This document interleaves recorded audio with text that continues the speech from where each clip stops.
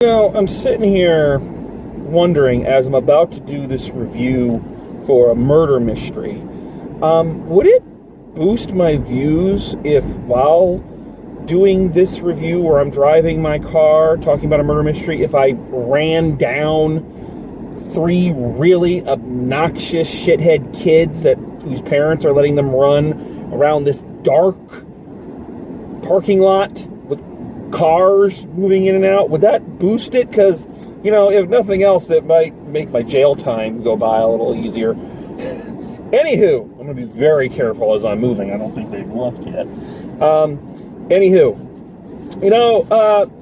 We talk a lot on here, or I talk a lot, about things I love and things that genres and whatnot that I just adore, that are my bread and butter. But there's one we've never really talked about too much, and I think that's because they don't make them much. Brandon loves a good murder mystery, like a classic, old school murder mystery. I might have talked about this a little bit in my Murder on the Orient Express review back in the day, but it shows kind of how often you see a film like this, And we don't, I was brought up on things like The Thin Man, the Charlie Chan series, I love Columbo. Oh, Columbo is the shit. Alright, I may impress upon you with my Columbo impression towards the end of this. I haven't decided yet.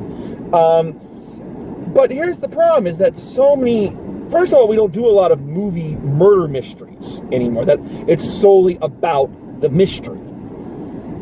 And we also don't do a lot of movies like this where, again, this is so weird to say, that the murder is fun. Murder mysteries these days are so... Oh, there's the little shits right there. Just as I put the car in reverse. Love it.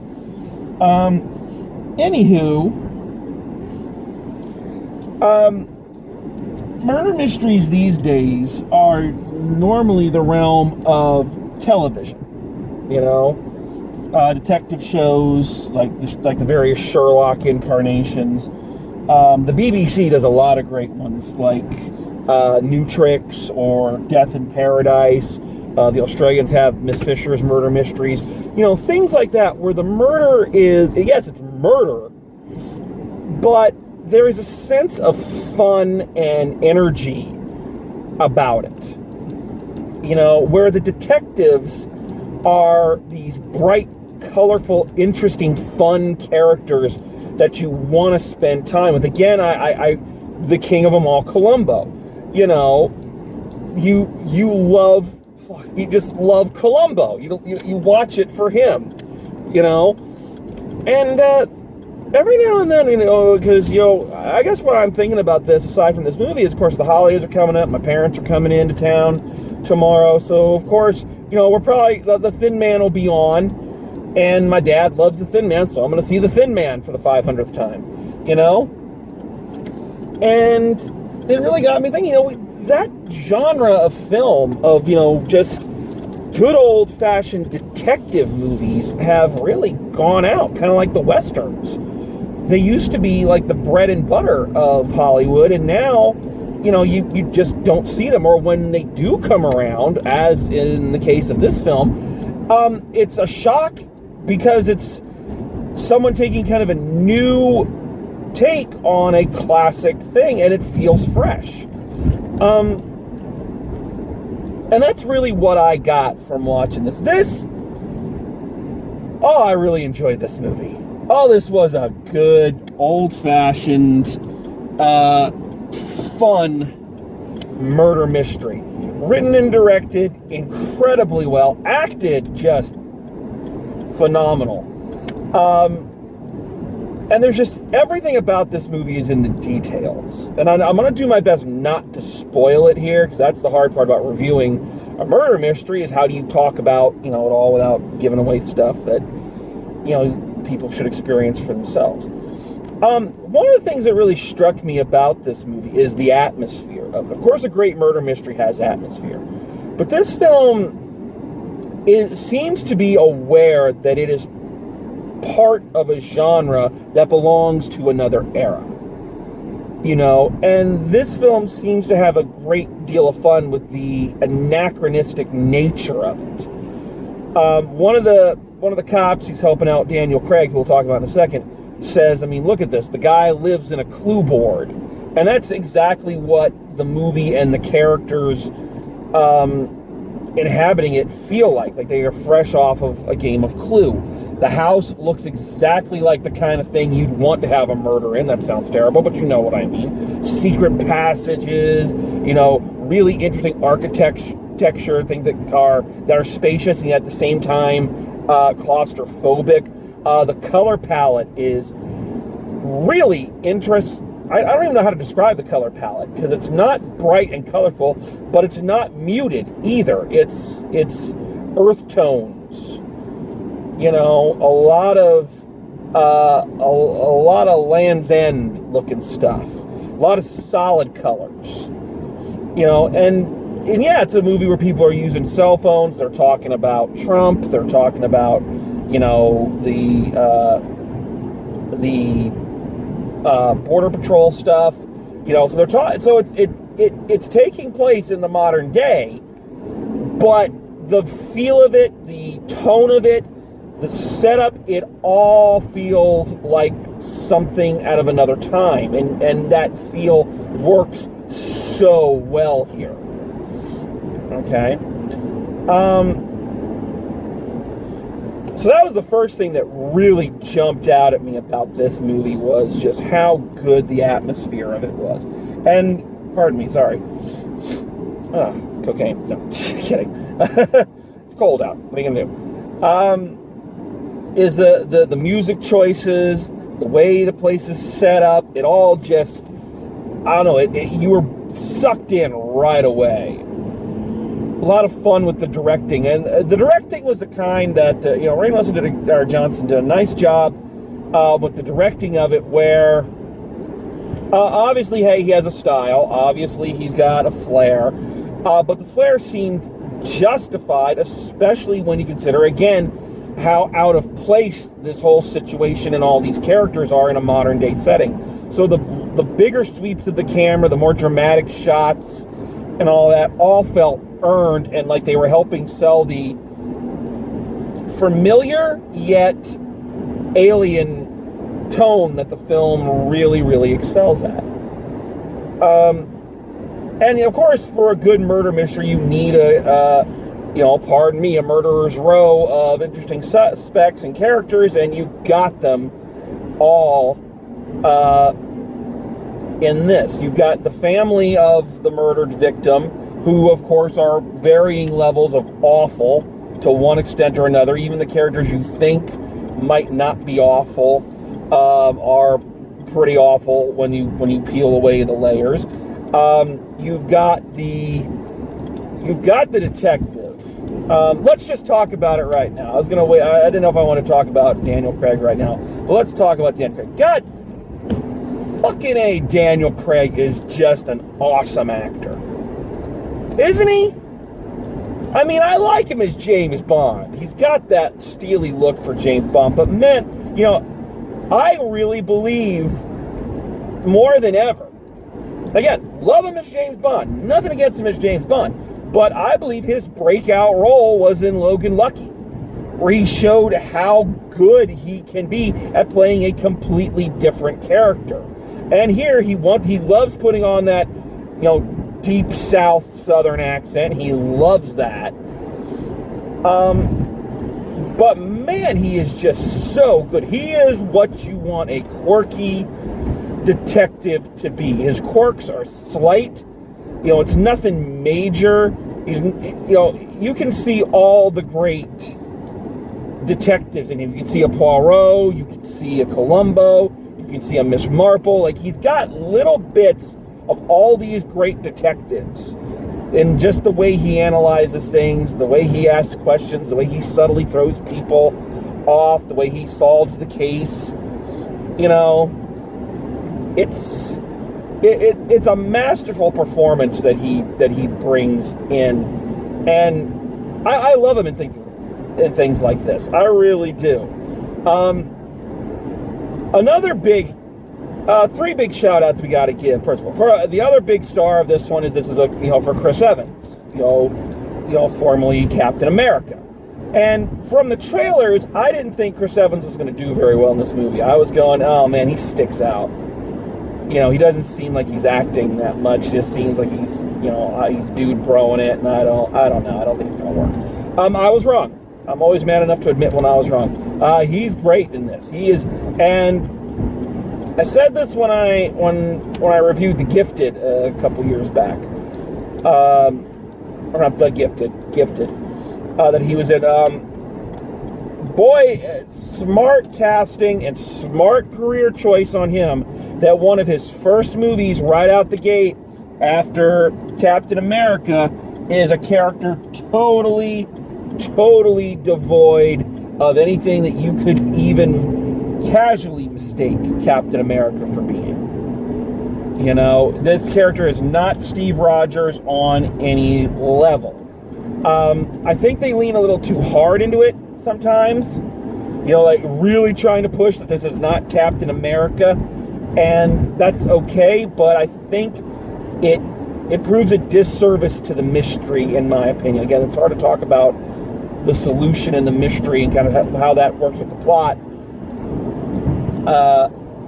but there you go. I also just got to say, I was delighted to see Frank Oz in this movie as the lawyer. And it's one of those things where he's up there, and I'm like, who the hell is that? I know that voice. I'm just, who the fuck? And the credits go there, Frank Oz. Hey. So yeah, just great to see Fozzie Bear in this. The other character that we really have to give a big shout out to, and I apologize, I do not know the actor's name, but the character of Marta, who is the healthcare provider, the nurse for the guy who gets murdered, played by Christopher Plummer, not Marta, the guy who gets murdered. Christopher Plummer, and he's only in it like the first chunk of the movie, and you only meet him through flashbacks, but man, he's really good in this, and you can tell he's just having a ball, having a lot of fun playing this character. And it's I've always liked Christopher Plummer's work, so seeing him again, it's like, yay, Christopher Plummer. But this character of Marta,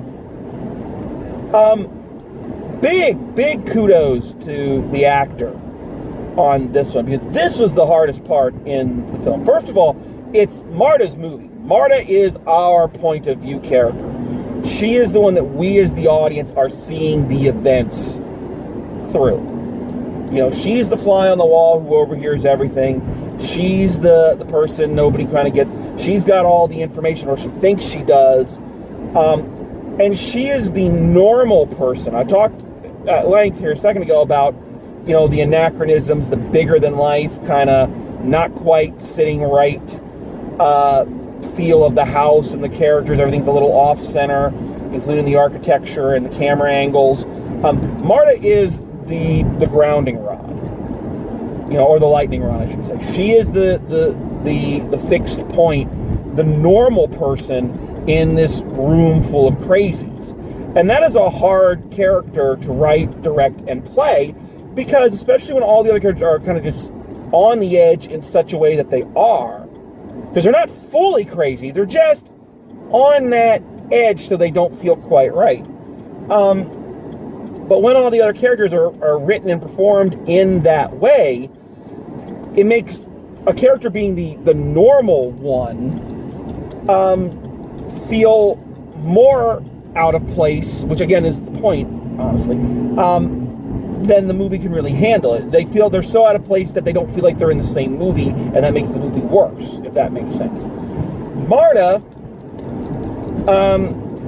strikes the perfect balance of being in the world that the movie's taking place in, being a part of that world, and yet not being of it. She's always, again, she is the complete opposite of all the other characters.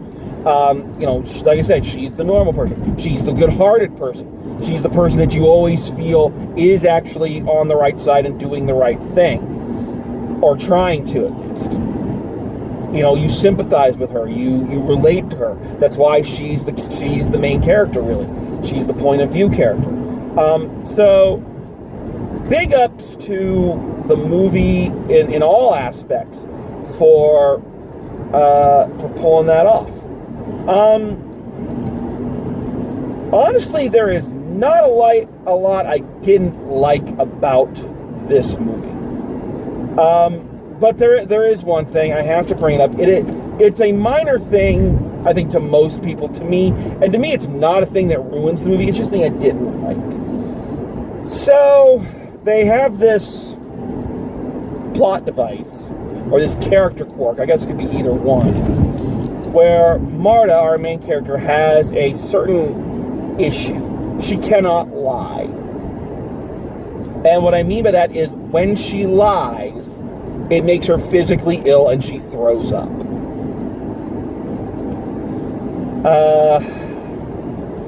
So it's an interesting thing, and throughout most of the movie, it's done, I won't say in good taste. That sounds weird when you're talking about vomit. But you never actually see it. You hear it. She always hides her face. But when this plot device, character trait, whatever, finally pays off, because they set it up to pay it off, and it does pay off. Of course, you get the full thing. And I'm feeling a little burpy even talking about it.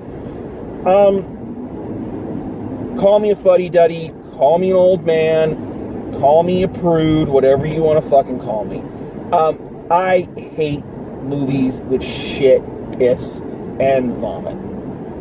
I really do. Shit and vomit especially. I've gone on this rant before, so I'll give you the abbreviated version. All these years, we go into the bathroom to take care of that stuff. And there are doors, multiple levels of doors on bathrooms, so that you don't have to see people shitting, pissing, and puking. And every motherfucking movie, I gotta see it. That's something that I can honestly say, and again, I thought they paid it off really well. So as a plot device, it did work, but it is something that I just do not like. I find it disgusting, and I find it unnecessary. There are other things you could have done. And did it ruin my enjoyment of the movie? Not at all. Will it make it a little harder to rewatch? Yeah, because I got to fast forward through one of the best parts, but, either that or I throw up every time. But here's the thing. That is one of the only things I really didn't like about this movie. I guess if I had another complaint, it's that they set up this, this cavalcade of classic murderer suspects. We only spend a little bit of time with the four major ones, and we don't really do much with these other characters. So you have all of these colorful characters, and only a couple of them are the focal point. So much so that I think in the end it makes who the culprit is, again, a little bit of an easy guess, because they didn't, it's like, I won't say that because that could be construed as a spoiler. I would have liked to have spent more time with the other suspects and really gotten them, but I guess that's true of a lot of murder mysteries. You read Murder on the Orient Express, you don't spend a lot of time with all of the characters. But I would have liked to expand and maybe raise the specter of guilt on some of these other characters a little bit more than they did. But those are minor complaints of what is a all-around really enjoyable film. All right, I dug this movie. Again, I said this at the Murder of the Orient Express review. I'm going to say it here. In my old age, I'm not that guy anymore who always wants a sequel to things. I'm a guy who goes, all right, that was a good movie. Let's leave it alone and not try to, butcher it, because inevitably when you make a sequel to things that aren't meant to have sequels, things get crazy.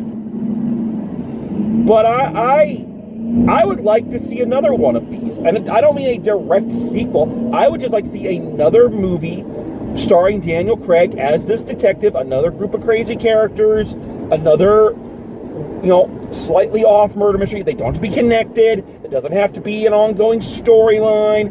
I don't want to know more about Daniel Craig's character. I don't want to know any more about him. I want him to just be the detective who shows up to solve the crime. That's it. All right? I don't need or want anything else. So I would really love it if they went and did another one of these. I really would. So let's final grade for this one. It's an A. It's a solid A. Almost an A plus, if not for the puking. Honestly, I knocked a letter grade off for that. But a solid A for me on this one. I enjoyed it. Little something for everyone in this one. I say check it out. Don't miss it. Really good. All right. So we are at that time of year, folks. The year's winding down. The holidays are here. I've got family coming into town tomorrow. Not tomorrow, but the day after tomorrow at the time of this recording. So for my drive home review faithful, first of all, thank you. Thank you for watching these. It means a lot. It means a lot to me to know that you are watching these and you are enjoying them. It really does. So I hope you know that. But we are at that time where I'm not going to be going to the movies regularly. Folks are in town, other things going on. There's a couple movies I really want to see. I don't know if I'm going to get to them. And there are a couple that will be coming out during the holiday seasons I'm not going to get to till the new year. So what I'm saying is this may be the last drive home reviews for a little while. Not our last. We'll never be done. So the day they take my car away, I will continue reviewing because you demand it. And because I love it. But anyway, this if you want to call it a season finale, we can call it that. But again, I might drop one of these again. But the point of the matter is, not going to be uploading as often, and not going to see any new content for a little while. So with that knowledge in place, I want to wish everybody who watches Drive Home Reviews the very best of everything. Have a Merry Christmas, a Crazy Kwanzaa, a Happy Hanukkah, a Tip-Top Tesh, and a solemn, dignified Ramadan. All right? And if I missed anything in there, I apologize. But whatever it is you celebrate, have a good time. Whoever you celebrate it with, enjoy that celebration and have a very happy holiday season, a very happy new year, and I guess the next time I will most likely be talking to you from the 20s. So, yay, Prohibition's back, which, let's be honest, we could all use it to dry out just a little bit. But that's our show. Happy holidays, and as always, drive safe, and I will see you at the movies.